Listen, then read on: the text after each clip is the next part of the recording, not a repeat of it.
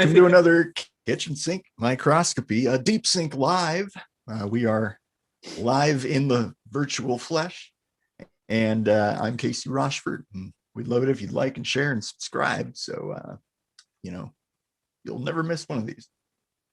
Yeah, and I'm Eric Rosenblatt, and we don't forget we write our own music. And I don't know, we may not necessarily have a song at the end of this. Well, not live. We're not gonna. We don't have the technology, the fancy equipment for that. But the edited version might have that. But live, it's available right now. Yeah. But if you enjoy our music, you can get it at iTunes and Spotify and other such music getting services. And if there is a song, stick around to the end of the episode. Might be there. If there's a little time code down here, then there will be a song. If not, there isn't. Just deal with it. And check out our website, ksmvidcast.com, for news, information, and more. And normally this is the point where I would ask you what we're going to talk about today, but there's sort of an underlying theme in the beginning of this, but we don't know, because this is sort of the live streams are more or less like viewer suggested topics. But we wanted to kind of start off with talking about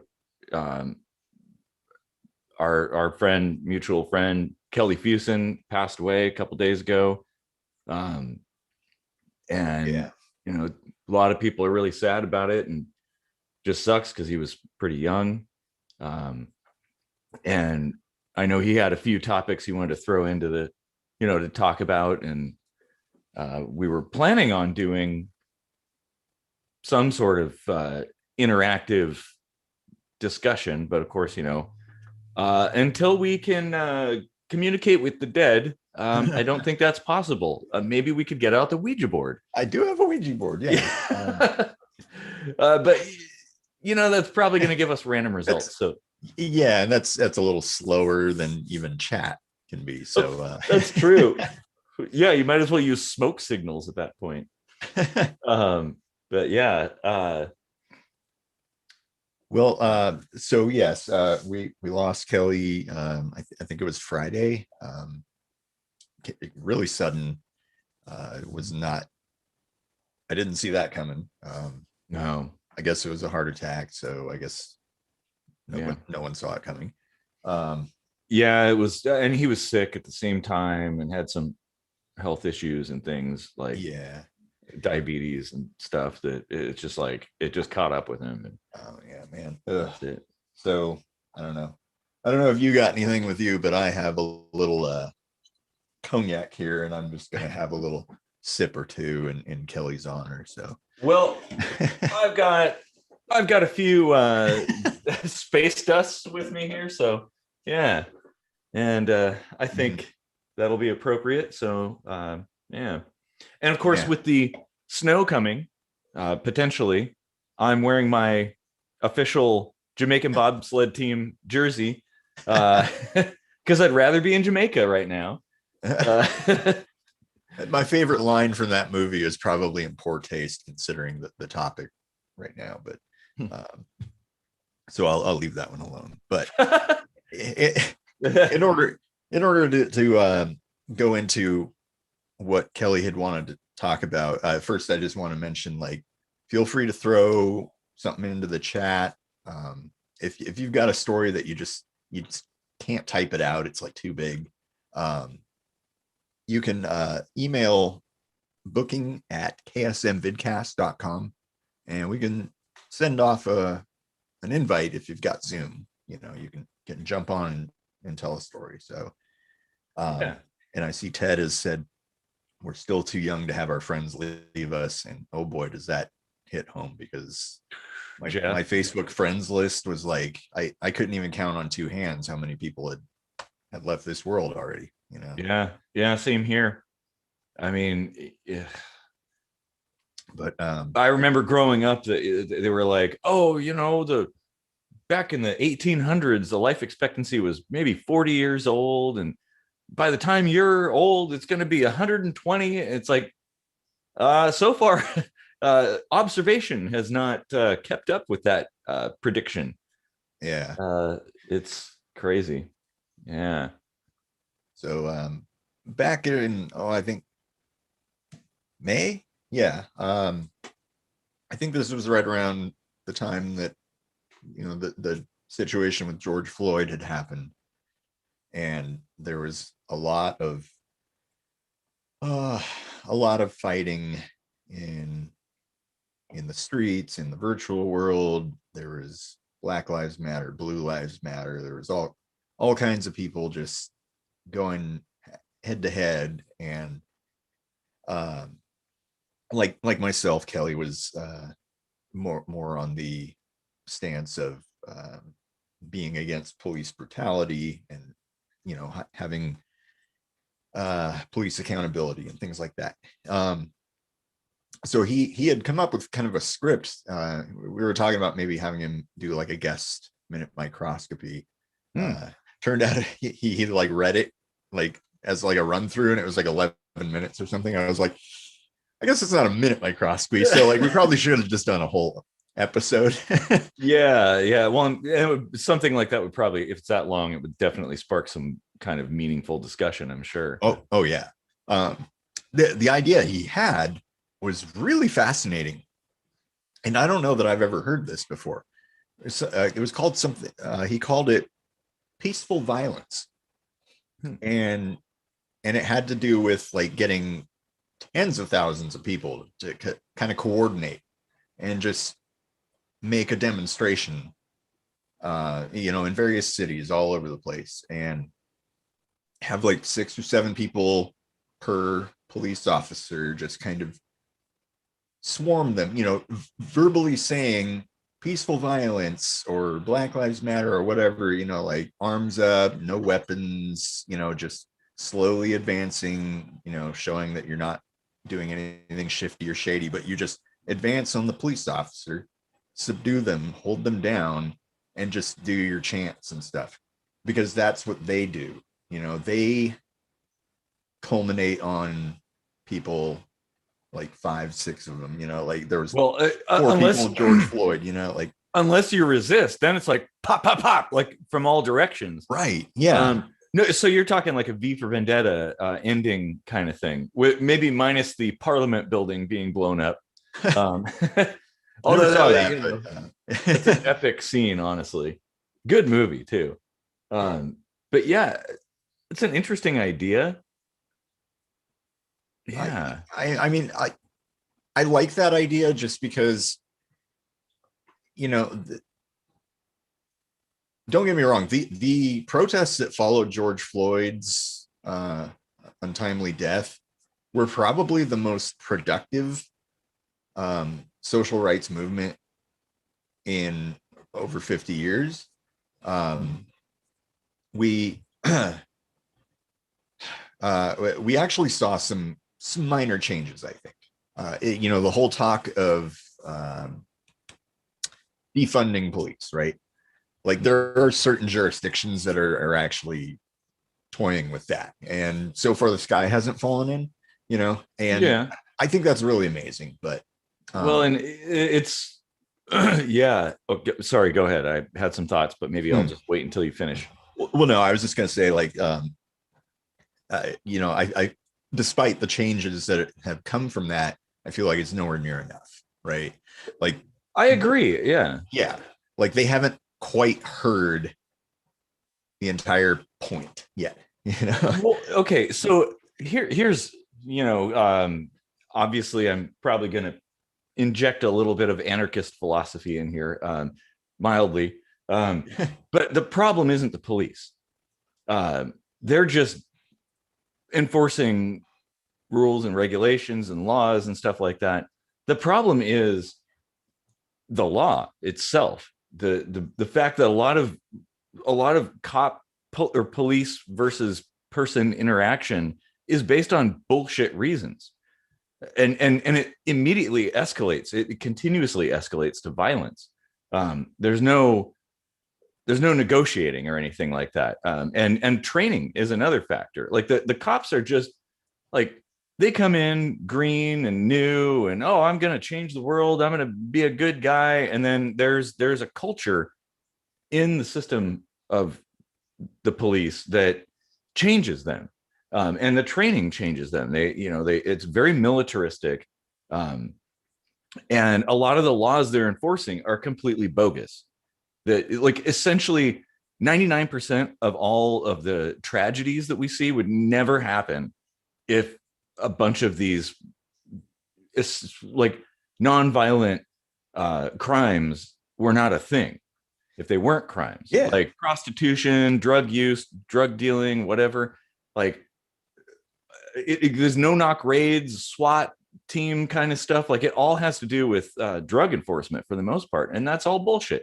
Like, I would, if I were to be one, I'd probably be the only one marching the other direction to the state buildings, the Capitol, and being like, hey, what gives?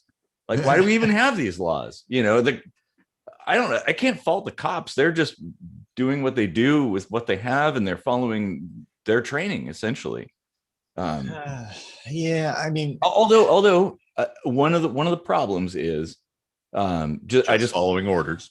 Yeah, well, not only that, but the kind of authority, presumed authority that you have in that position as a law enforcement officer, carrying firearms and having special privileges and things like that, it attracts a certain kind of person. Like, in some ways, it attracts good people who want to do good, but it also attracts some really bad people that just they have an inferiority complex or whatever. They just like bullying people, and they use that, and they get away with it because the system allows it. It's built around allowing that kind of behavior. And that's another issue that probably should be tackled there. It looks like we have a couple comments. Yeah, there's a couple of stories coming around here.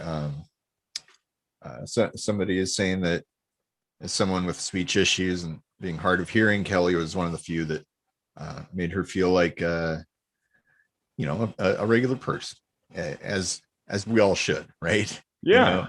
Kelly did have like just a heart of gold. Like, he was he looked tough and had a kind of a gruff voice and stuff like that, but he was just a teddy bear, right? Like, yeah, well, and he would go out of his way to help people, like when he was available and stuff. Yeah. Like, that was something, that's something like, to me, Kelly was a very special and unique person.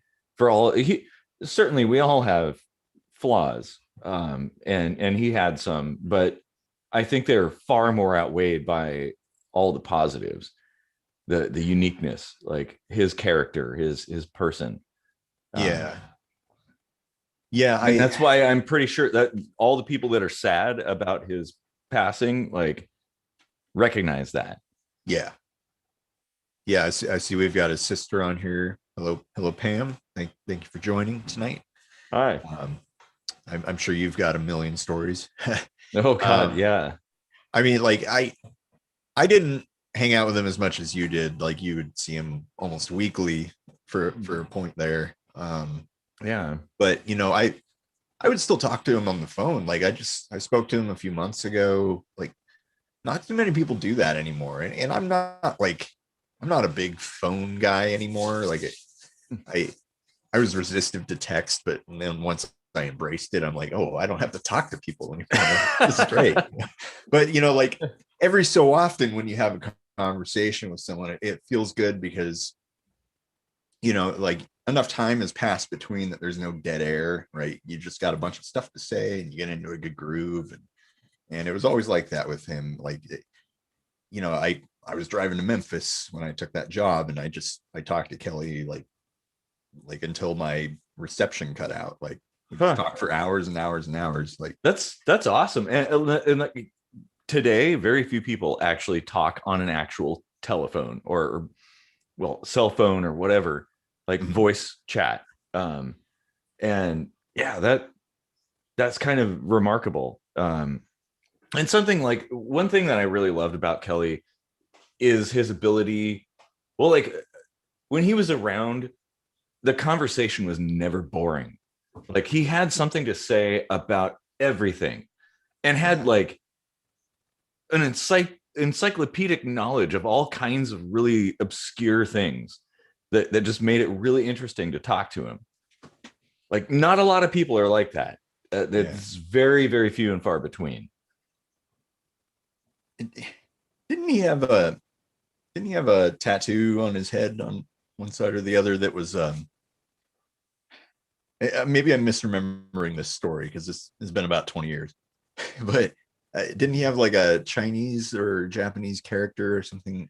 Yeah, I think so. I'm really like I'd be the worst person to deal with the police in terms of identifying somebody because I totally forget features. Like how tall was he? Well, I don't know. He could be 4 feet, 6 feet. What was his hair color? Maybe he was bald. Maybe he had red hair. I don't know. Maybe he was a she. I thought he had told this story about how he was like standing in line at the grocery store, and he thought this character meant like strong or brave or something, and the guy like taps him on the shoulder. He's like, "You know what that tattoo on your head says?" And he's like, and he said whatever he thought it was, and he was like, "No, it means poor." Well, Meg, you know what? Actually, the thing is, that's kind of ballsy if you think about it. Like, yeah, that's right. I'm poor. Yeah, I got nothing. I'll wear that on my head. Yeah, that's kind of cool, actually. I'm I have to see the characters. I can kind of picture it a little bit in my head now, but that's funny. Oh man, wow. Yeah, I definitely miss having conversations with him because that's one thing. Like you talk to people who you disagree with about things, and a lot of times people go all personal and ad hominem and stuff, and it devolves into just just talking about the individuals who are talking rather than the topic that you're discussing. And Kelly was very good at sticking to that and always kind of made me think about things. Even if I agreed with him about something, I'm like, wow, I never really thought of that before. Yeah, I always like, as much as I was starting to get tired of arguing with people on Facebook, it was always good to tag team with Kelly. Like I'd see him like engaged in some kind of argument with like 2 or 3 Trumpsters or something, and I would jump in and it would just go all cerebral, right? Like we were just attacking logic and like just sticking to the facts, and it was great. Like that is, I love doing that. Like you seeing somebody surrounded by a bunch of screaming, like a screaming mob, and you like step in and back them up, and even the odds a little bit. Like he was that kind of guy, like in real life too. Like yeah. Mm-hmm. Man. Yeah. Wow. So did he have any other things that you can think of?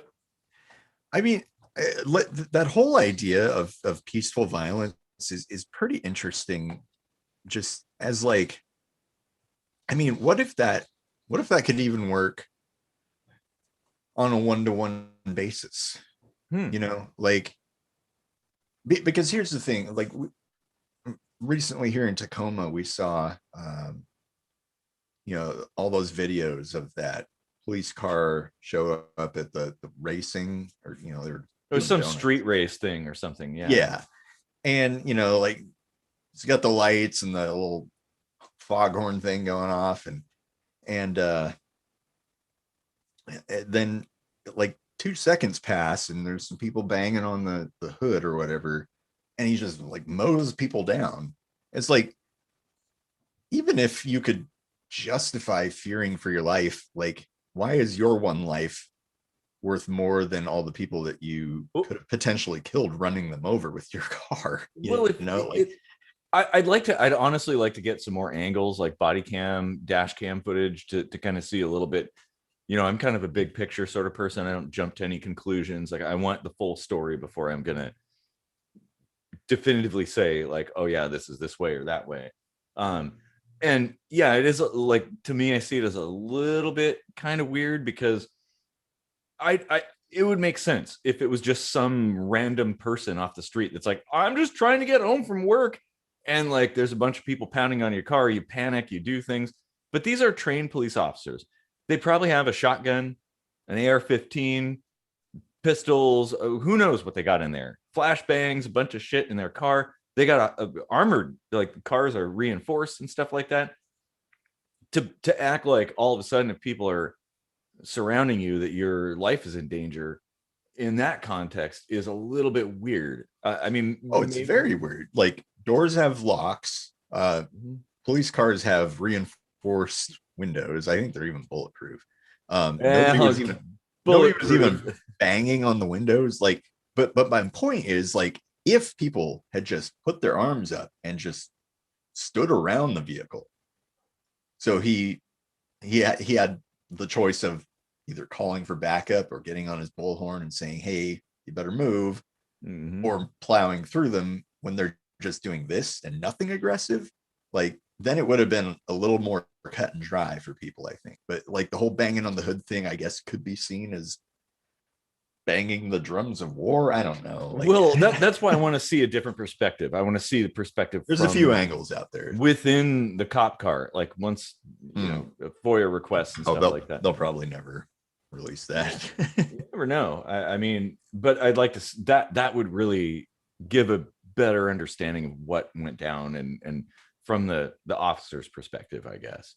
But yeah, it's like, I don't understand why would you have to drive fast to get out if you just police cars, what do they got? Supercharged engines, like big old V8s and stuff. Oh yeah, you know, twin turbos or something. They probably have a massive amount of horsepower. Just go really slow, right? Just slowly, easy creep way forward out. People will move. yeah I mean, if you're standing there and something's coming at you at like 1 millimeter a minute and you don't get out of the way of it and it slowly crushes you, well, that's your own fault at that point. You know. Yeah if you're going slow, you could totally stop in time if somebody went under. I know this because when I was a little kid and I was helping my dad work on the VW bus we had, he was trying to like push it, you know, back into the yard because it was like totally dead. And at the time we had a gravel driveway. So he was like, he put his back against the front of it and was just like trying to push with his legs. And he had me sitting in the driver's seat. You know, I'm like, I don't know, 7. Oh God. You know, and he was like, if anything happens, you know, hit the brake. And I see him slide down and I was like, oh crap. And it's like rolling forward and I hit the brake, but I did not run my dad over. So like there's time. Yeah, exactly. Oh man. And to anybody wondering like what this has to do with Kelly, well, it doesn't. Like, this is how our shows go. We start with something simple and it expands and grows, and we usually kind of just come back to the origin at some point. We're gonna try to keep this to like an hour or something because I gotta work in the morning and I got like a stupid ass meeting, dark 30, so I don't want to deal with that. Seriously? Well, 9:30. That's like 9 hours off of dark 30. Yeah, I know. It's my quote unquote 0 hour, I guess. Yeah. But you know, you have a few beers and 9:30 might as well be the middle of the night. No, I think that's a noble idea he had, is being aggressive without being, well, okay. I mean, he called it peaceful violence, but like I think the word aggressive is not right. I think being forceful without being violent is kind of the key. Like, because I'm somebody who believes that resorting to violence is only the last resort, and it usually doesn't go the way that you would have expected. But like, what is violence? I mean, I've look asked up myself the dictionary this definition. I asked myself this a lot when there was all the riots happening, because, you know, people were looting and setting fires and everyone's like, this has turned violent. And I'm like, well, no one's hurt by that, like physically, like, you know, but I mean, it is damaging property. Oh, by the way, You know. just another, Ted put in a note. He heard that a window on the car was broken. So that's another factor to consider.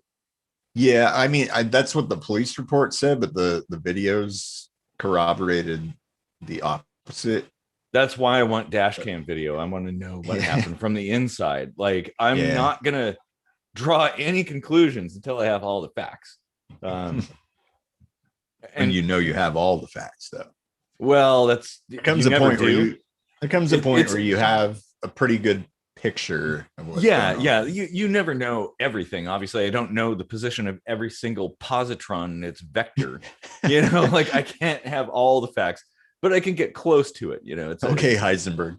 Fuzzy logic kind of thing. But yeah, that's a good point to bring up, that you know, maybe a measure of reason is warranted, especially when emotions get stirred up. I think that's the time people need to step back and start using logic.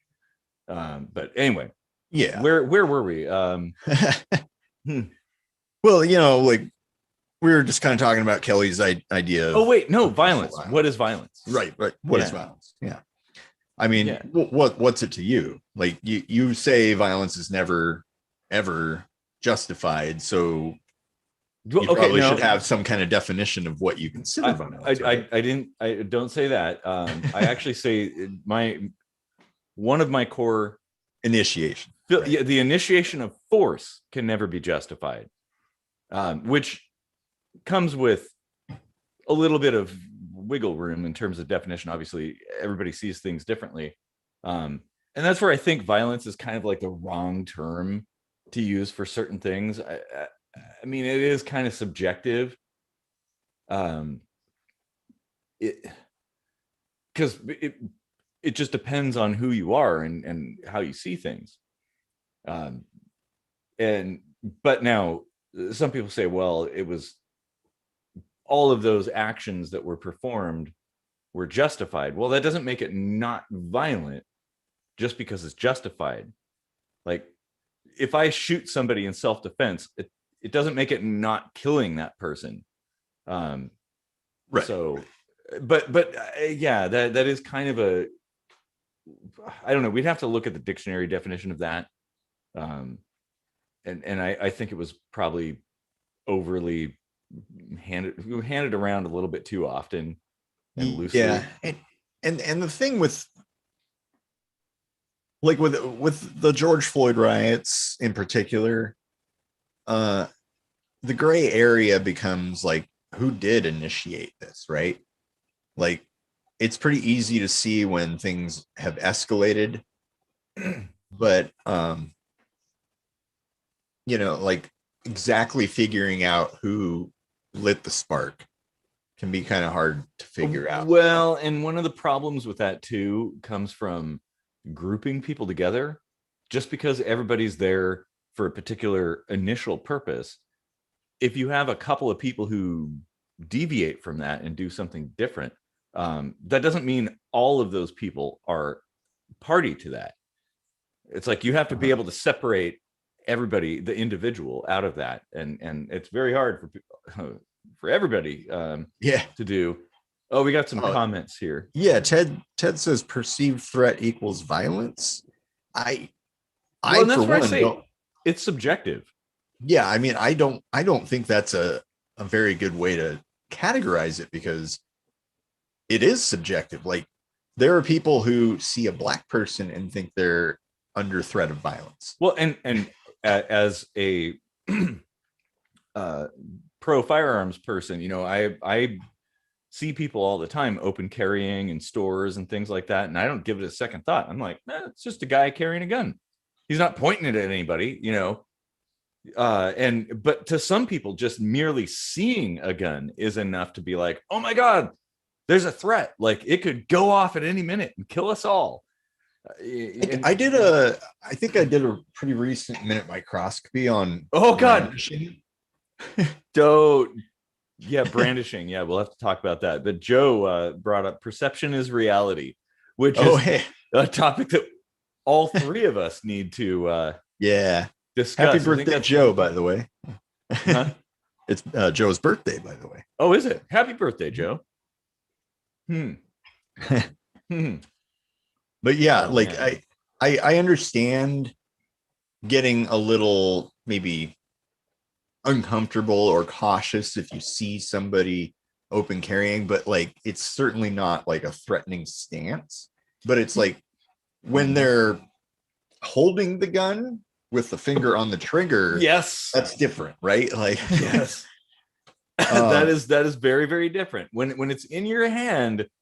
Yeah, and you're waving it around, or just even I don't even think you need to be waving it around. It's just like common, like if anyone teaches their kids like gun safety, one of the first things you learn is don't put your finger on the trigger until you're ready to shoot. And never point it at anything, never point the firearm at anything you're not willing to destroy. It's such, well, there's a whole slew of rules out there, but yeah, exactly. Like, yeah, I've open carried plenty of times. I conceal carry, and I would never pull out a gun in public just for the hell of it. So, and to me, I'm like, okay, that's the line you've crossed. Like, okay, now that's a threat. And it's more difficult when it comes to things that are not so obviously a threat, because there could be other things that people perceive differently. And so I don't know that necessarily personally feeling that you are threatened is enough to constitute violence. I think no, not initiating. Maybe you being in just as heightened a state as you perceive them to be. Sure. Yeah. But because that's not harming anybody, right? But like whether it's that cop or like a lady calling the cops on someone for just having dark skin or whatever, like you're going a little over the line, right? yeah. And that's kind of my take on it, is the term violence, in the absence of a dictionary definition, it is subjective, or at least to the masses is subjective. I think there's a legit definition of that, but it's pretty clear. I mean, I would say like destruction of stuff that isn't yours, injuring people, killing people, nuking a country, like that's violence. And yeah. Oh wait, did you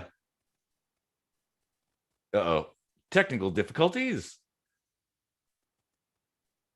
Let's see if Casey's going to be frozen forever here. Hello, Casey. Wait. Oh, are you there?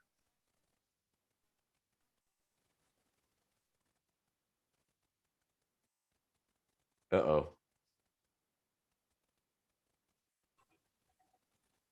Let's see. Am I back now? Oh yeah, you're back. Okay. Sorry, everybody. I have crappy internet. I wish we had like an intermission panel we could throw up. Or that busted sink with the water exploding out of it. I don't know what you caught at the tail end of that. I heard well, like prior to that, like what coherent statement did you get? You were kind of Ted says Casey's a robot. Yeah, this is not too much beer. This is not necessarily a lie. Well, a lot of my friends thought that my parents were robots, like robots that I had made, because every time they came over, nobody was around, and they're like, "Do you actually have parents?" And I'm like, "Yeah, I got parents." They're like, "Well, where are they?" They must be some kind of like robots that you manufactured, and they're just they scuttle off into their charging station when friends come over. Yeah, I don't even think I've ever seen your brother and you in the same house. I've seen your brother. But could be one and the same. Maybe all I gotta do is take off my glasses. Oh man, God. Well, You know, speaking of guns and stuff, I don't know. Do you think we should tell that story about Kelly and when he rolled? Or nah, maybe not. Like, I think I have enough sense going on right now to know we should probably leave that one alone. But I maybe we can invite people to either share thoughts or bring up just general topics of conversation, because we've been talking for like half an hour, actually more than that. I started the timer half an hour ago. Oops. Yeah. I really I know we kind of beat the dead horse of police brutality a little bit, but that was one of the things that he was pretty passionate about, so I thought it was a pretty fitting tribute, I think. Yeah, I think so. Oh, it looks like Joe found the definition of violence. The unlawful exercise of physical force or intimidation by the exhibition of such force. Unlawful is an interesting word. Yeah, that's very vague. Like, it leaves a lot of loose ends there, probably by design. I'm sure that's not the legal definition, but the dictionary definition. Right, yeah. Those are two different things. Yeah, well, especially when it comes to law enforcement. Yep. Yeah. You can hold a dictionary up to a cop all you want. They're gonna be like, well, I'm gonna shoot you anyway. And then definitions change when you utter the words, I feared for my life. Yeah. Only if you have a badge, though. If you fear for your life and you're a citizen, well, you're going to jail. Because oftentimes, law. Yeah. Oh man. I mean, what do you think about the idea of fearing for your life, though, as a reason to use violence, like lethal violence? Like, why are cops allowed to do that? Why aren't the black people getting pulled over by the cops allowed to do that? Because they are like conditioned to expect that behavior of the police. Well, and actually, there's case law revolving around that in fact there were a few scant situations where a non-police officer was accosted by a police officer, and wrongfully so, and they defended themselves with lethal force, and it was found in court that it was justified.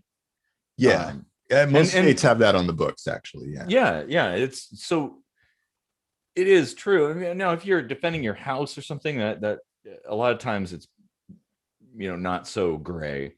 Well, I mean, the no-knock warrant, the name is escaping me, but the guy and his girlfriend, and she was shot and killed, and he was like wounded or something. And it wasn't even the right house, and they had already apprehended the guy.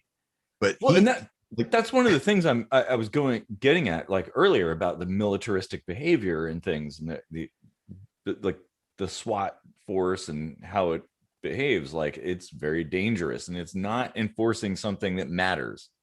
Right. I mean, unless you followed the DARE program all the way from the 80s to the 90s, and you have the coffee mug, which I do have as a joke. But yeah, like, you get that retroactive justification, like, no matter how bullshit the law is, and that's a good point. Okay, think about this. How many times have people impersonated cops? Either 4,731 times. But I mean, if somebody knocks on a door or they kick down a door and they say police, whatever, like, well, I could do that. Right. You and I could do that. Like, just because you say that, just because you have like official looking uniforms, doesn't make you official. So if they're behaving in a way that's unpolice like, and just barging into your house in the middle of the night and like restraining you with zip ties, like, well, I think defending yourself with lethal force is kind of justified, because it's It's over the top. I mean, so what's the point of a no-knock warrant? So they don't escape out the back? Because why don't you just surround the place, right? Or is it so that they don't flush things down the toilet? Well, like, why don't you like coordinate with the local plumbing company and just it's all the above. It's so there's no time to react, basically. Like a firestorm of cops coming into your house and quickly arresting you, and hopefully so you don't have time to grab something to defend yourself with. That to me seems like bullshit. Yeah, like there's always a way to solve things without violence, without killing somebody. But yeah, are you frozen again? Yeah. Resurrected. Yeah. So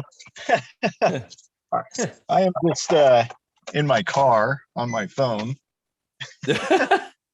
I see like a couple of lights moving around. Oh, there we go. Yeah, just trying to get set up here. So sorry about that, everybody. My new place, right? I live in a basement, and my landlord's 96-year-old grandmother lives above me, and they're very, very COVID paranoid. So they won't even let me get Comcast to come in and install a direct internet connection for me. And they have DSL, which is like, is this 1996? Like, who has DSL anymore? Ugh. Yeah, that So, is. Yeah. Crazy. So anyway, if like two people are using the internet, DSL is like, whoop, we better throttle that. And then whoop, everything dies. Well, at least you're back with us now. Yeah. Yeah, so we have a comment from Jennifer, legalize it all. Excellent new sources of revenue. Yeah, I agree on that. Oh yeah, totally. I don't know if I missed any context, but no, most of it was like talking about how you just like disappeared. We sent out a search party. Sadly, they turned up nothing. But at least you came back to us. Yeah, no, we've talked about that before. Like, legalize everything totally makes sense. And there's a lot of people that are poo-pooing that idea, but they're doing it now in Oregon, basically, right? I mean, they've decriminalized it. Yeah. They haven't legalized it, and people conflate those two, and they're very different. But yeah, it's still like in that direction, right? It's a experiment worth looking at. Yeah. The only problem I have with decriminalization over legalization is when things are decriminalized, the same people selling the same stuff, they're not operating legit businesses. And they, they're kind of working underground, but they just can't be prosecuted for it. And yeah, you're right. It's a step in the right direction. But the problem they get to break the law, and we get no tax money from it. So well, not only that, but you have no product consistency, no quality control, things like that. That's really, really important. And legit businesses have that because, well, you don't want to kill your customers.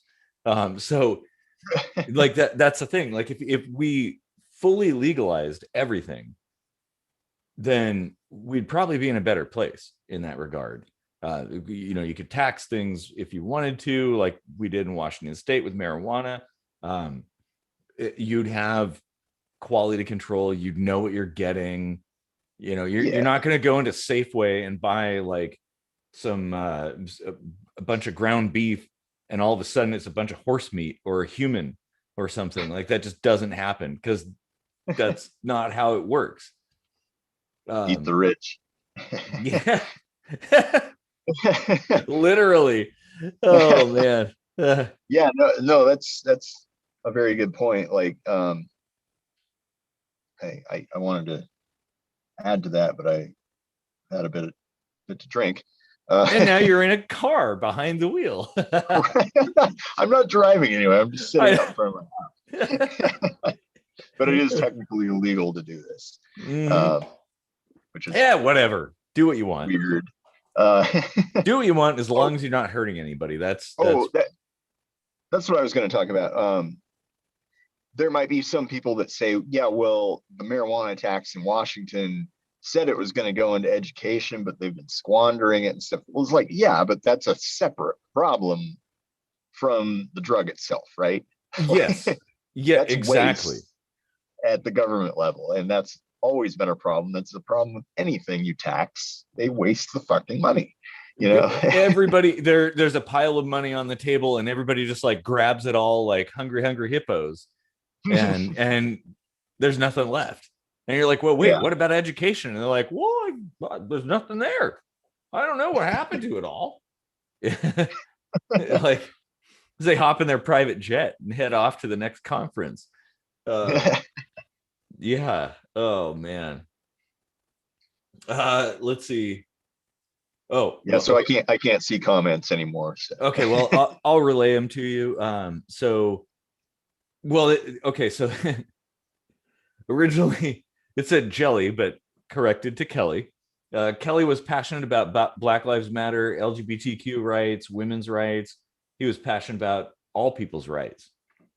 And yeah, I could definitely see that for sure. Yeah. Oh, so Kelly like painted his car with Black Lives Matter, and he was living outside Cincinnati or Illinois, like somewhere in Illinois, I think, right? And you know, that's kind of like a bit of a red state, maybe. And he had a neighbor that was like an ex-cop or something. And while I was on the phone with him, he was out having a cigarette on his porch, and this neighbor was just like mean mugging him and would give him shit for the BLM on his car. And like after I heard he had died, I had recently like deactivated my Facebook and made like a smaller one so I could still promote the show and stuff. I logged back into the messenger and I saw I had missed a message from Kelly, and it was like a message from a ghost. I was like, oh man. Wow. But he was telling me how that neighbor was like spending some time in jail now, and that was kind of funny. Well, and you know, I got to give him credit. Like, however you feel about any kind of like movement or whatever, like it does take balls to do that, and he did have balls of steel. If I could drop in the video where he got zapped, where I zapped him with like a 2 million volt stun gun, and he just took it like a champ, like I'd throw that in there. Did you tase him in the balls? No. Yeah. But in the leg. But the fact that he was like he did it and then he was like, nah, do it again. Like that's pretty cool. I gotta respect that. Of course, you know, I stunned myself with a stun gun just to see if it would work one time when I was like in high school or something like that. Wow. But I'm also kind of crazy like that too. So probably why I respect it. We got a lot of comments now.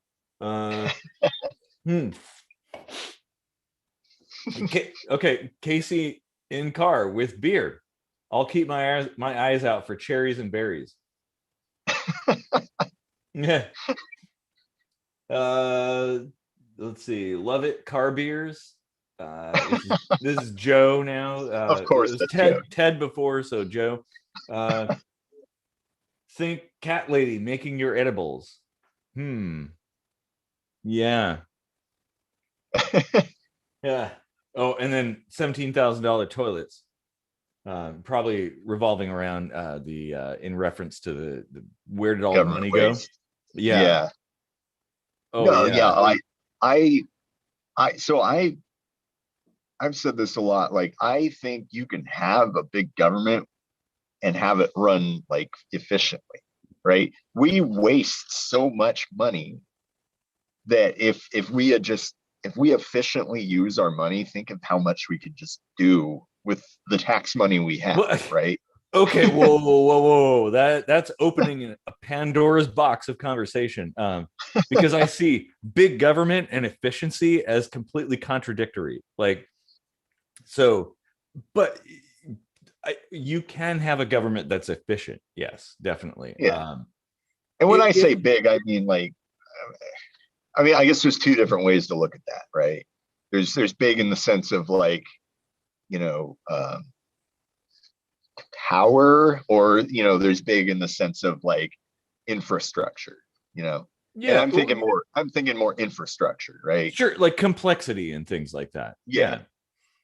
Sure, definitely. And I think that could actually be its own divergent topic that we could address at some point. Because I could see that going on for another hour and a half if we dove into that particular subject. Yeah, I did not grab a backup beer, so well, hey, here you go. I'll just pull that for myself. What, there's not an app for that?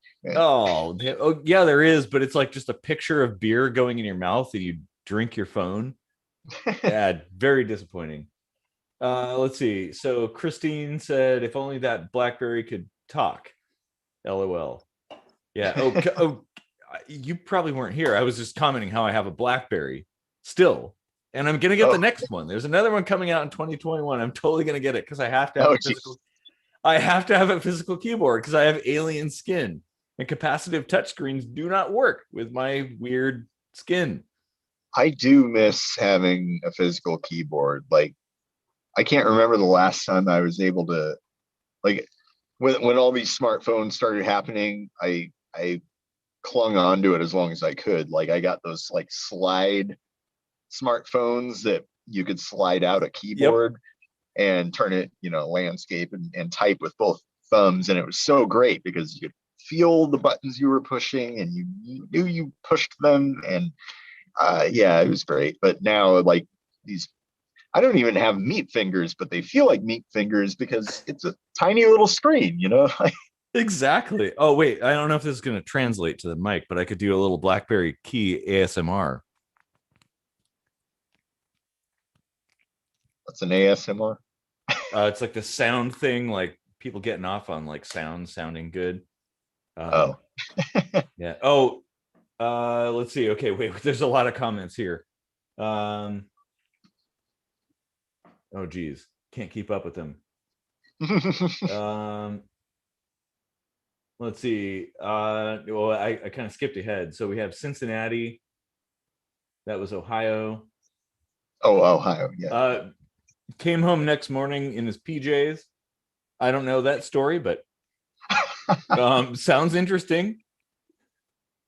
Did he bring them with him and prepare to? That sounds like a good story. I don't know. Yeah, exactly.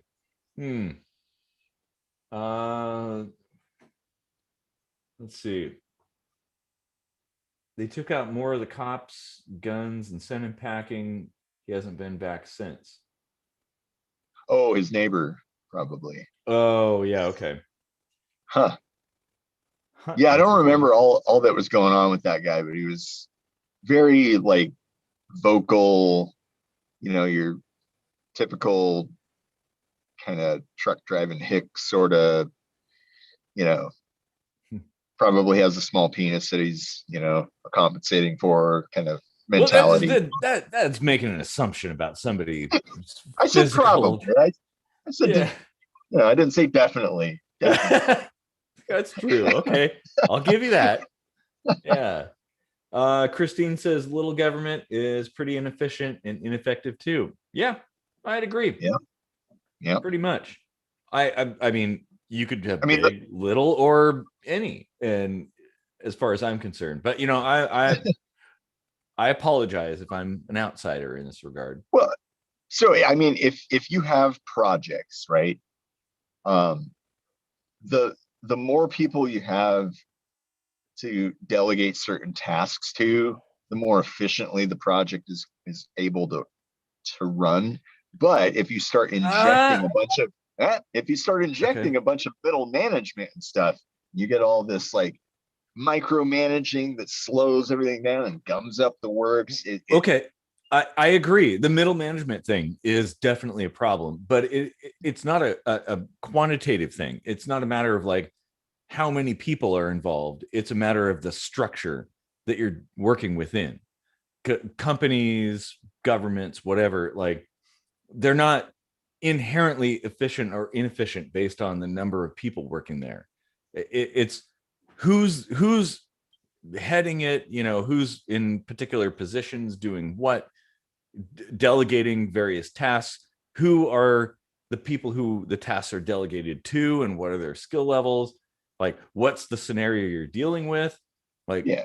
Well, let's take like paving SpaceX is a good example. Like that is freaking amazing. The stuff that has happened there is just awe-inspiring, and that's not government. Mostly not government. They do have contracts, so that's where some of their money comes from. But it's also just like a dude with a lot of money that just wants to go to fucking Mars. And I don't know why he wants to go to Mars, because you can never come back. I'd rather go to Venus, but yay, whatever, knock yourself out. Anyway, yeah.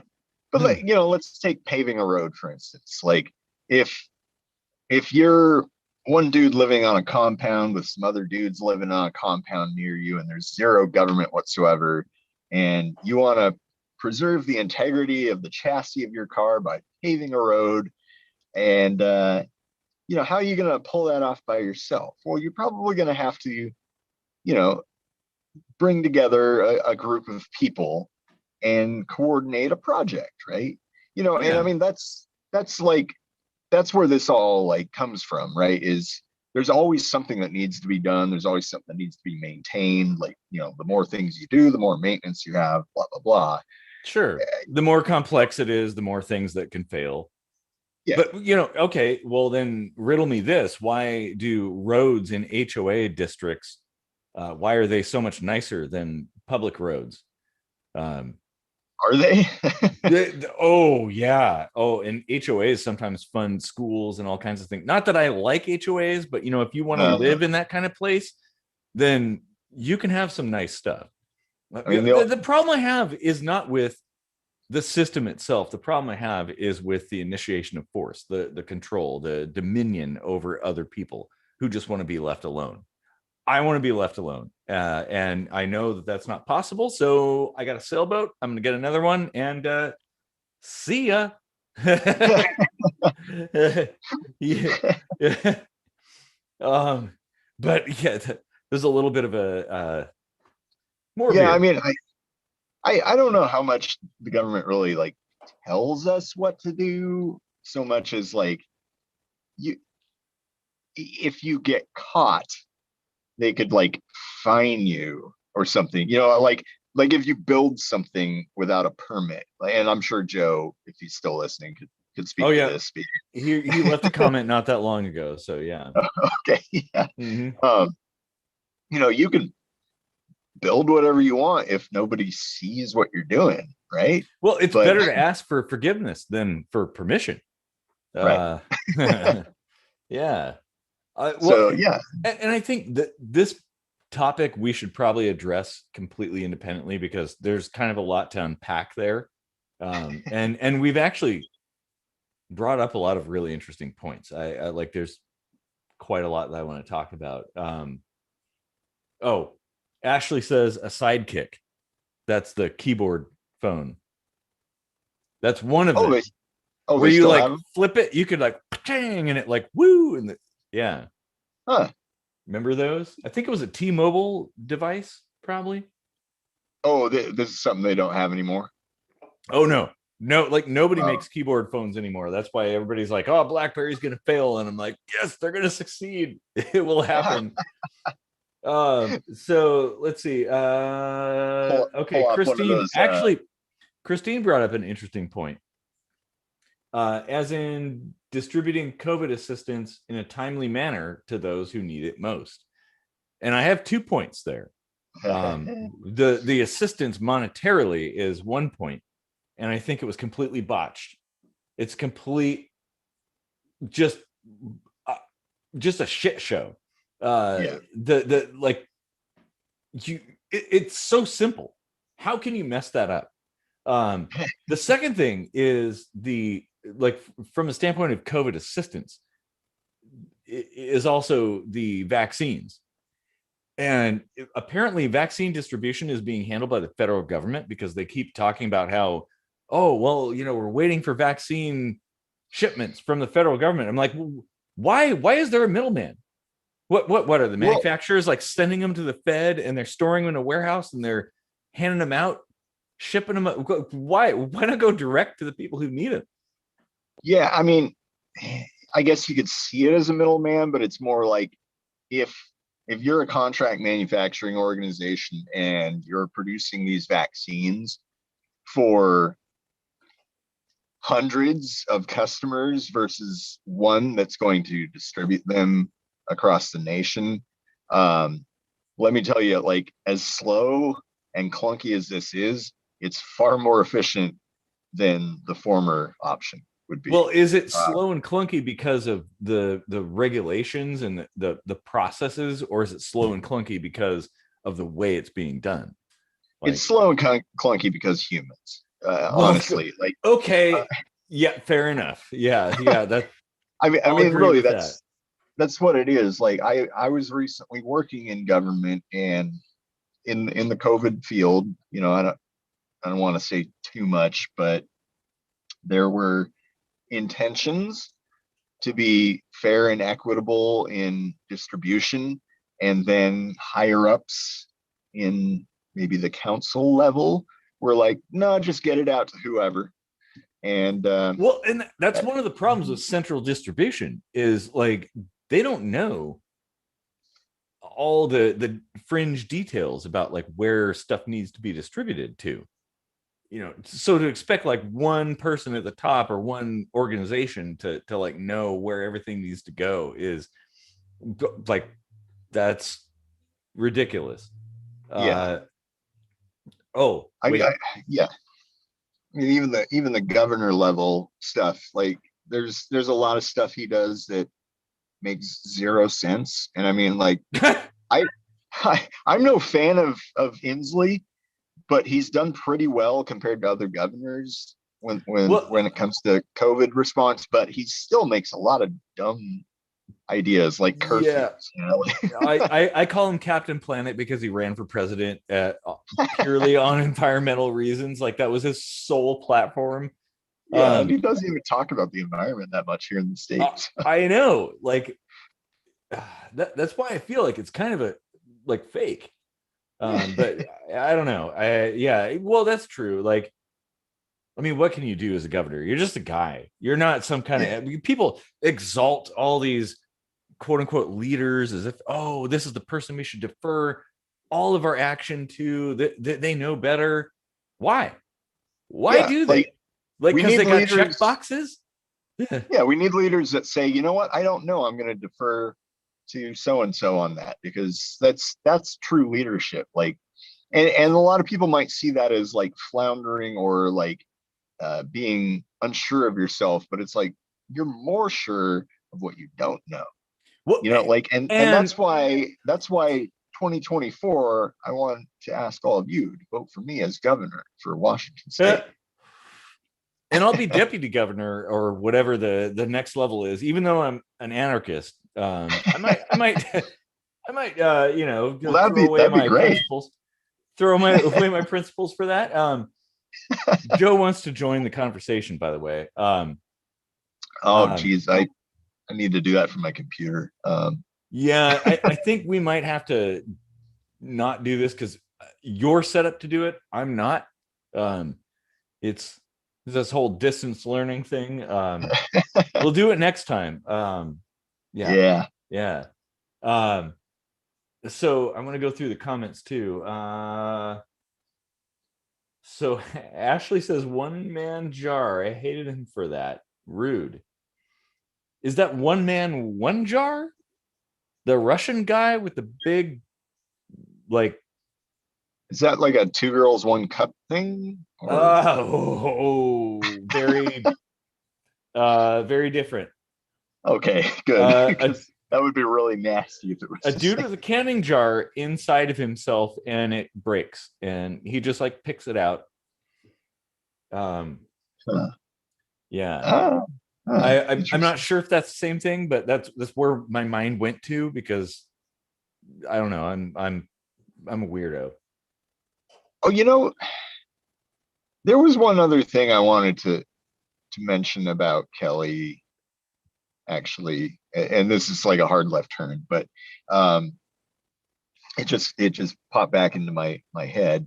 I know there was a lot of people that felt like a little bristly when he was going through kind of like a suicidal patch, right?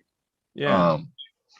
And I've talked about this before on the show, but like I've gone through that too. You know, I checked myself into a mental hospital, I had an attempt and everything. And I always felt like kind of a kinship with Kelly. Like we, you know, have discussions about this, and you know, I would try to come to his defense, because there's a lot of people that just kind of like blocked him and would, you know, say some pretty horrible things and stuff. And I just feel like the stigma around, you know, people that are suicidal, and, you know, like presuming that you know what they intend is always a bad idea. And when you think that they're using suicide as like a manipulation tool, how do you know that for sure ever? Yeah, that's a good point. Because if you're wrong, how fucking mean is that? Like, can you imagine how much that hurts to hear? Like, yeah. I know I can. Mm-hmm. You know, I always felt bad for him for going through that. Like whatever may have gone down, you know, all the details and stuff.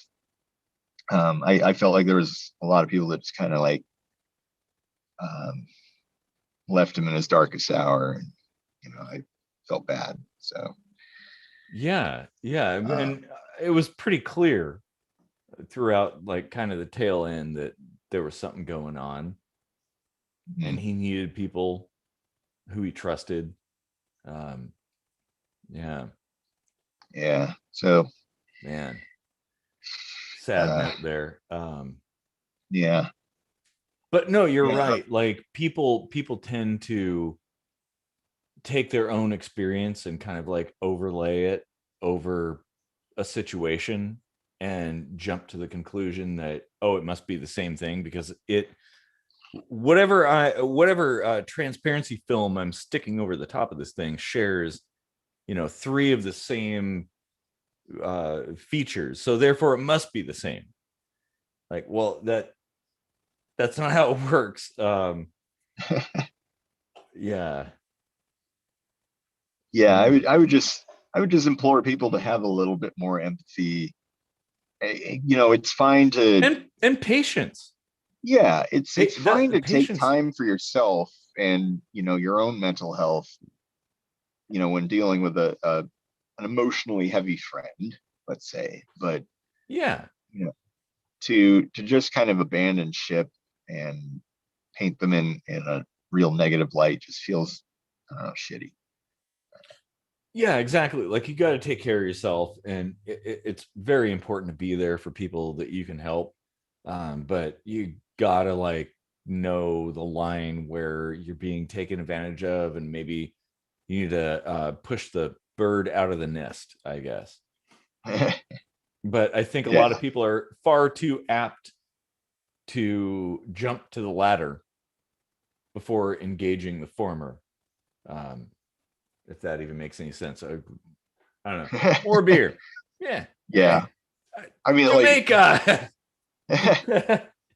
Like, I had a close friend after my attempts. She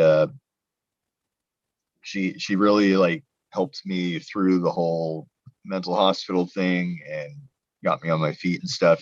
And then she just entirely ghosted me. And it was like, okay, I kind of get it, but also like, what the hell, you know? Yeah, well, I mean, if you had help when you needed it, like, that might have been valuable, I guess. Yeah. I don't know. It's tough. Oh, wait, we got a lot of comments here.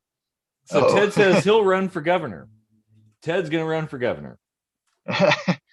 Oh, I got competition. All right. Yeah. All right. Well, maybe there could be some kind of team effort here, like Yeah. a Well, collaboration. I've always said there should be committees at the top, not one person. So I fully agree. Yeah. The more people, the better. Well, as long as there's not too many cooks in the kitchen.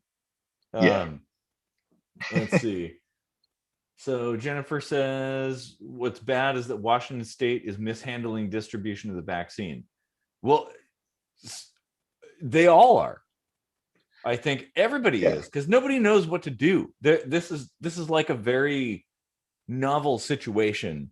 There's no game plan here. And well, it gets politicized in some places. Like, I still have some friends in Memphis that they've got like, Memphis has like I'm just pulling some numbers out of my ass, but like 15% of the population in Tennessee, and they got like 5% of the vaccines or whatever. So it's like, okay, maybe there's a little because Memphis and Nashville are like tiny little blue dots in a very red state. And you could kind of see an argument for thinking like, okay, maybe there's a little bit of politics at play there. Well, yeah, whatever the ratio is, yeah, there shouldn't be any politics, and it shouldn't even come into play in this regard. It's not that it's simple math. It's not as simple as like, oh, you just get 15% of the vaccines or whatever. It's actually a little bit more like, okay, with that much, people per square mile or whatever, the rate of infection might actually increase. So they might need 25% of the vaccines, like. Well, yeah, exactly. Here's the thing. As a prepper, I'm like, okay, well, it's probably highly likely if you never dealt with this situation before, you're going to fuck up. But if you survive, you should be taking notes. Yep. And I see this as a note-taking experience. Like, what did we do right? What did we do wrong? Where did things work? Where did they fail? Like, and everybody's like mudslinging, like, oh, you did it wrong. You didn't do it right. It's like, but we've never done this before. It's like if Apollo 11 crashed on the moon and everybody started like giving them shit for not landing perfectly. Well, this is the first time we've landed on the damn moon. What do you expect? Here's the problem with note taking, though, is people ignore history. That's true. 100 years ago with the Spanish flu, we got through that, and everyone's like, this social distancing came out of nowhere. We've never done this before. We've never been prepared for this. And how do you think they got rid of the Spanish flu? Well, yeah, and granted, some things have changed, but yeah, exactly. Human nature never does. So let's keep going, because we've been going for like an hour and 20 minutes. Let's see. My beer is empty and my bladder's full. So yeah. Well, I'll try to carry it while you take care of what you need to. But so another point that Jennifer brought up, they thaw out certain numbers of doses per day, and if people decline shots, the state mandated those shots be thrown away instead of just grabbing available people who want them. Yes. Okay. So that actually parallels very cleanly with something I saw when I was a kid that changed me. I remember when I was in elementary school, we did a field trip to McDonald's. Oh, and Casey, this could be a good time to take care of that. So, like, I was in elementary school, and my school did a field trip to McDonald's to see how things work behind the scenes, like how it's made, sort of thing. And I don't know why we went to McDonald's, but we did. And so we're back there looking at stuff, looking at how burgers are made, how the machines work. I was always very much interested in how machines work. My first experience, I guess, in that regard, like when I was a kid, my parents took me to a petting zoo, and I didn't care about petting the animals. I was more interested in how the security gate worked. And it took everything for my parents to pry me away from that. But So there, at one point, as we were touring around McDonald's restaurant, we came to this giant trash can that was full of chicken McNuggets. And I'm like, what's that? Like, why are there there's like thousands of chicken McNuggets in there? And they're like, oh, well, they've been on the shelf for too long. You know, we got to throw them away because regulations and stuff. I'm like, I'll eat them. I'll take them, you know. And I think if you're filling a garbage can with chicken McNuggets every day, why can't you just put that garbage can out on the street for the homeless people to gnaw down a bunch of chicken McNuggets? Like, yes, okay, there's a risk of dying, but if you're eating rats, isn't that risk equivalent? I guess. I mean, I don't know. I'd rather have chicken McNuggets. Yeah. So that was my chicken McNugget story. Yeah. So, yeah, in regards to the vaccine, there's, this whole thing about you can't do like the freeze thaw cycle. So, they have to schedule people in quantities of like, blocks of 10 or whatever. And some people cancel out or they double book themselves or something. And, there was a good chunk of time there where people were like, well, if you have some family that wants them and can come down here, like let them know, and at least they won't go to waste. Well, then people were complaining about that, like, how come these people got to do it and I don't, and I'm in phase 1 whatever and they aren't. And yeah, it's like, well, no, never let anything go to waste. That pisses me off. Well, yeah, and they weren't letting it go to waste, and now because everyone was bitching because it wasn't fair, apparently that they've just screwed it for everyone. Kind of similar to the chicken McNuggets. Yeah, just throw them in the garbage. Yeah. So it's like while you're complaining about what you think is fair and not fair, just think about how it's going to affect everybody else. Like. Well, yeah, and realize this is not an exact science. Like, sure, we've been down this road before all of our times. There's historical records and things like that, but basically in my lifetime we were landing the Apollo craft on the moon, and today people have to kind of like reinvent the engineering behind it because everything's lost. Yeah, like it doesn't take that long for people to forget. And today we have to tell people that the Earth is round. Yeah. Oh God. Oh man. Whew, man. Yeah. Okay. Let's not go down that road. That'd be fun. Fortunately, we don't have a flat earther to converse with because it'll be like 2 a.m. by the time we're done. Oh gosh. Yeah. Oh man. Let's see. Trying to look through the comments. Well, we're sorry, everybody. We're dealing with technical difficulties. Not everything works according to plan all the time, and as such, you can apply the same understanding to the current situation. Well,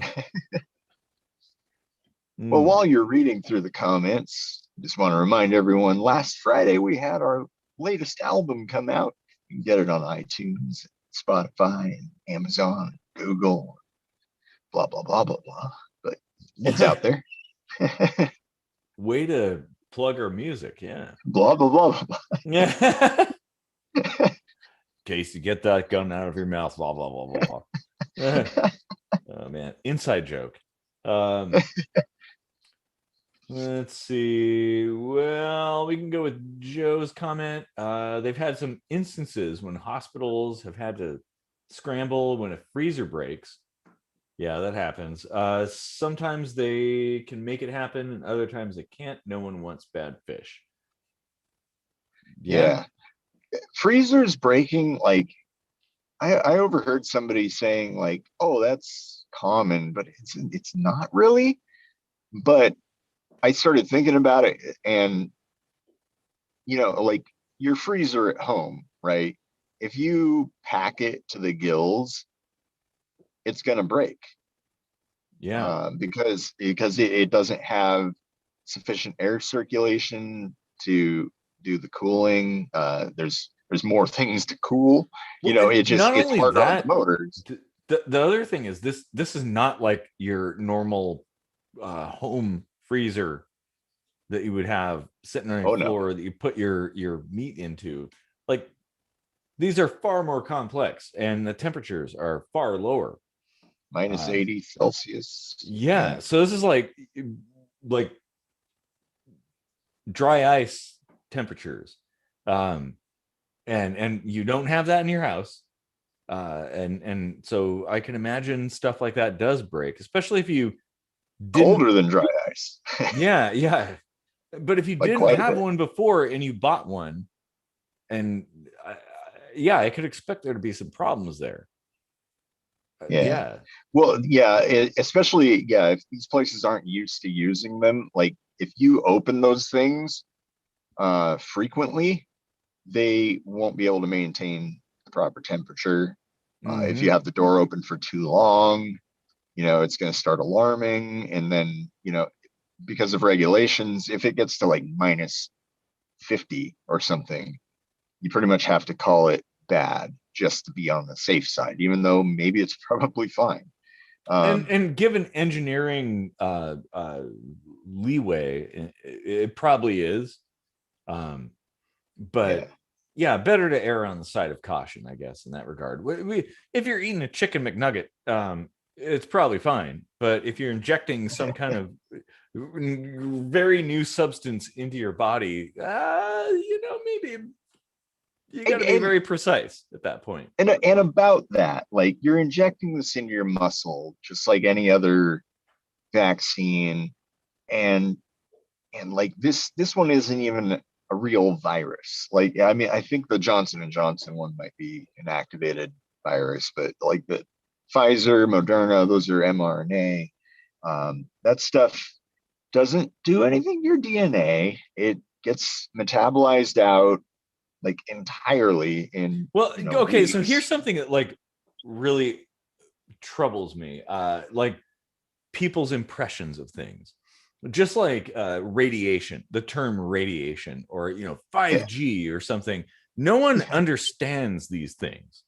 Yet Or they how a computer chip works. well, yeah, but here's the thing. It's like, okay, well, if you say 5G is causing COVID, explain to me what 5G is. What does it mean? Go ahead, tell me. Yeah. If you think radiation is bad, explain what radiation is. And What kind of like, radiation? well, yeah, and most people don't see it so discreetly. And therein lies the problem, is that they just hear radiation's bad. Oh, 5G is bad. Wi-Fi is bad. EM fields are bad, or something like that. I was like, well, that's the problem. Nickelback is bad. Well, but here, one of the most important things, like, if you feel scared of something, if you feel emotional about something, the first thing you should do is attempt to understand it. Like, know your enemy. Like, if radiation is your enemy or something like that, go and learn about it and understand it. And then you'll know how to tackle it, or you'll know that it really isn't actually a big deal, because it really isn't, by the way. But far too often, things are sensationalized, like in the media and like social media and stuff like that, and things get passed around, and people whip themselves up into a frenzy of fear. Mhm. There's really not a lot to be afraid of, honestly. And the same thing Yeah. goes with vaccines. Like, look, we've been doing vaccines for a long time. Like, yes, there were mistakes made, but we've learned from people every day hop on a 120-story skyscraper elevator and go all the way to the top, and they go to their office, not a care in the world. And like, okay, you do realize that the reason you can do that is because the 20-story skyscrapers fell down and killed a bunch of people, and people learned things from them, like in the 1800s or 1900s or whatever. It's cumulative experience. And the same goes with any scientific process. But yeah, we got some more comments though.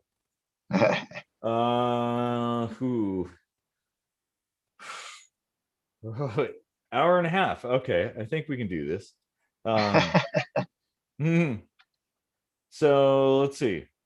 There's some comments there. I'll skip down a little bit because we're kind of down a little. I think some people have gone to sleep. So Ted says Metallica and Megadeth debates every day in the governor's office.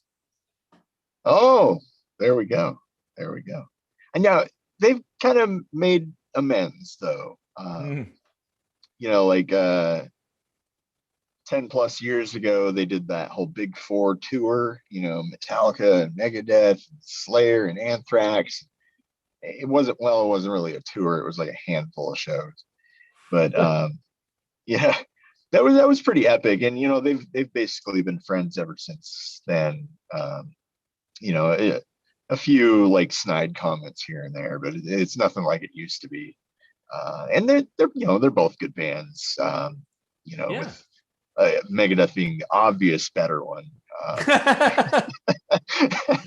Do we have to have like I'd agree. Yeah. Joe says I'm getting a little buzzed watching. It may be fairly funny to have me on. Yes, we would like to have you on. But unfortunately, technical difficulties. Is there an invite button on the bottom of the screen? No, we have to actually send a request, such as Zoom. Let's see. Yes. Well, maybe we could set something up next week or something. yeah. And Ted says, I concur with Joe. We need another live show. Us just waxing poetically together. Yeah, like old time Shari's sake. Oh, yeah. Totally. And I vote we do it in Joe's kitchen because he has like a legit Shari's booth in there. Like, well, maybe with the 70s orange and everything. Like, it's awesome. Maybe, but we won't get this like multi-camera kind of like perspective. And we need to test this. Like, if we want to invite other people, like, how is this going to work?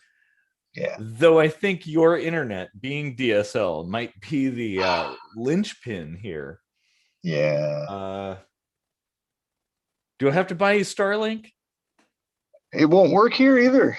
Ah, shit. I checked that. I've tried everything. Yeah, like it's a headache. It's a nightmare. Man. Well, should we take one more comment and then maybe call it a night then? Yeah, let's see. So Christine says 2 people transporting vaccines got caught in bad weather. I think it was weather related. And to avoid throwing away the vaccines, they grabbed other people and they grabbed other people, stuck to, and gave them the vaccine. That's a very like liberty-minded way of doing things. Like, oh, we're gonna have to throw this away anyway. You might as well give it to somebody. Right. Yeah. Yeah. No, I think that's fine. Like, you know, I understand people's frustrations when it's really difficult. Like I had a hell of a time helping my dad get signed up. Finally got him signed up.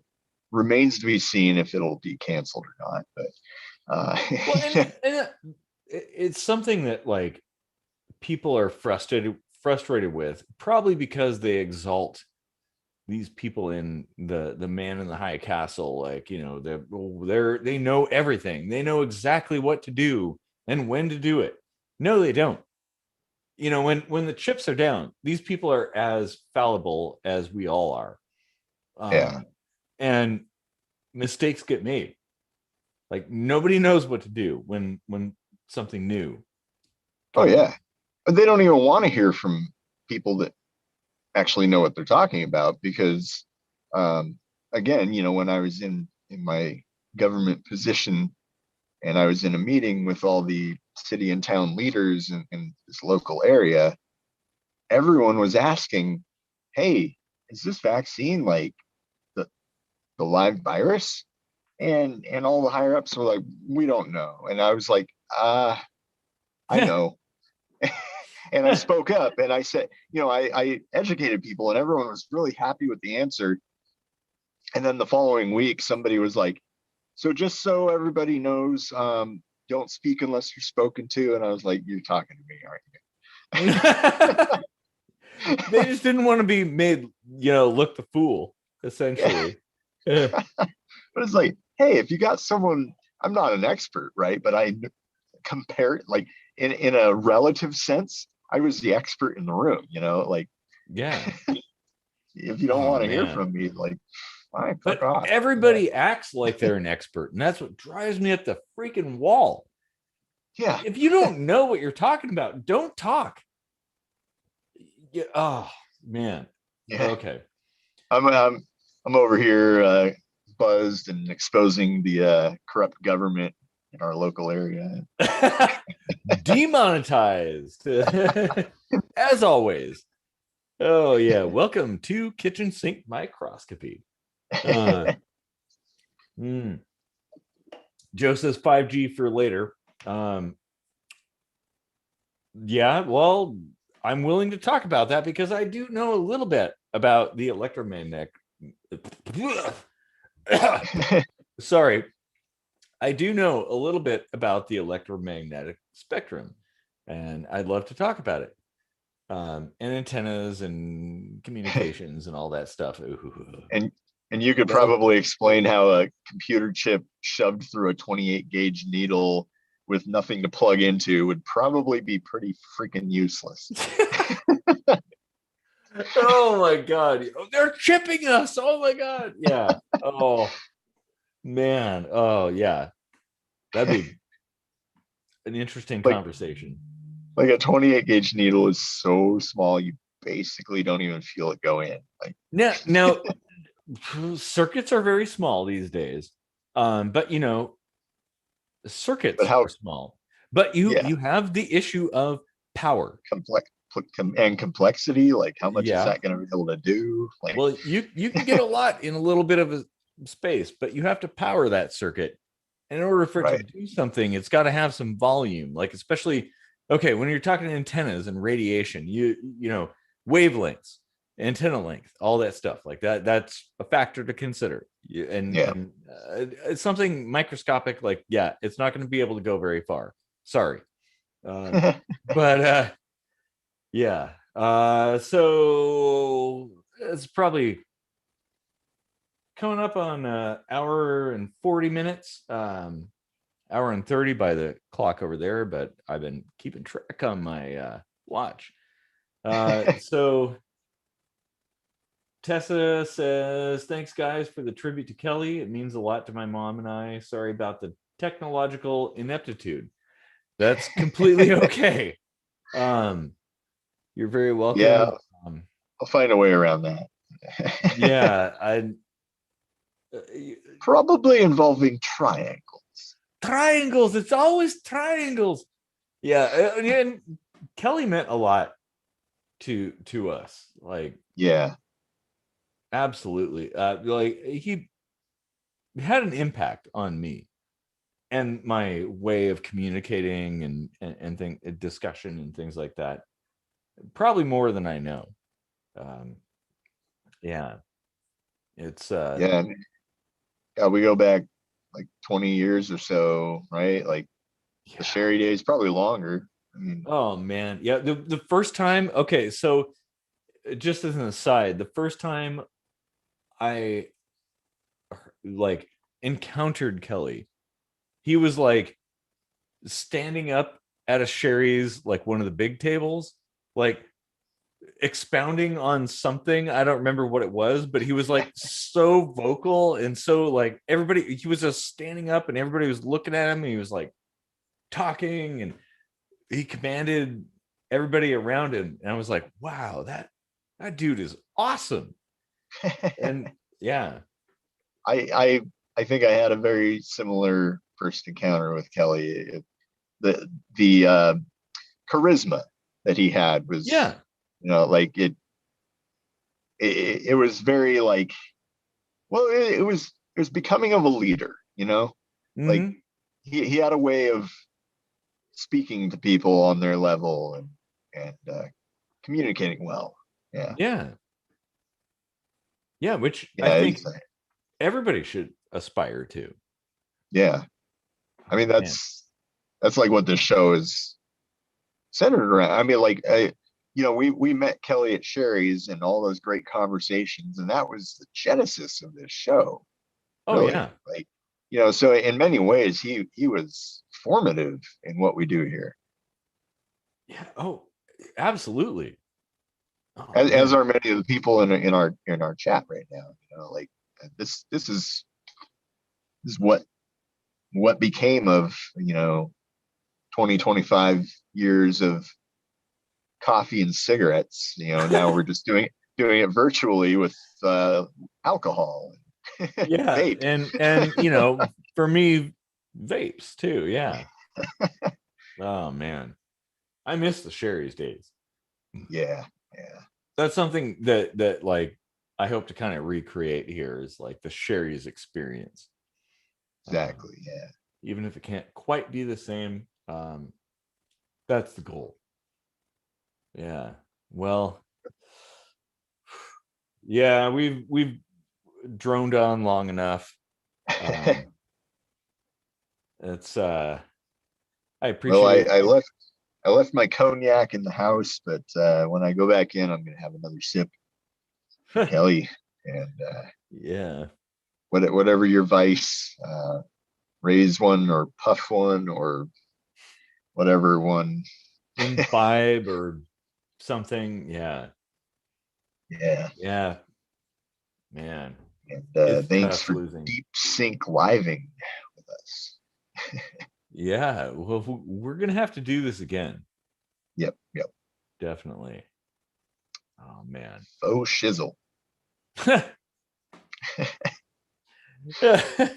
Don't you mean pho shizzle? Like the pho places with the noodles and stuff? Yeah. You mean Oh pho man. king? Yeah, pho king. No, it's fuck you.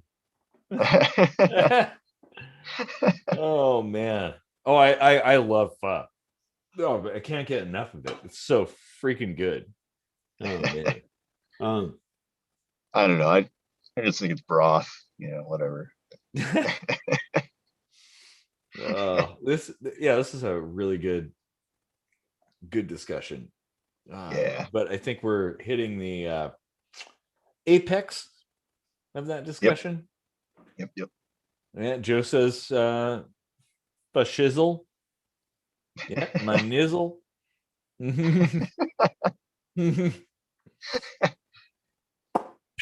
All right. Well, there's no live song, but if we render this as a after effect, hang out for the song. Yeah, exactly. Well, and thank you for everybody that stuck with it through the hour and some change that we spent talking about things and talking about Kelly and his life and his impact on us, which was significant. And it was probably significant to a lot of people, honestly. Yeah. Oh yeah. Yep. Yeah. Man. Well, All right. I'm gonna have another beer and reminisce. So yeah. See y'all on the flip side. Have a good night.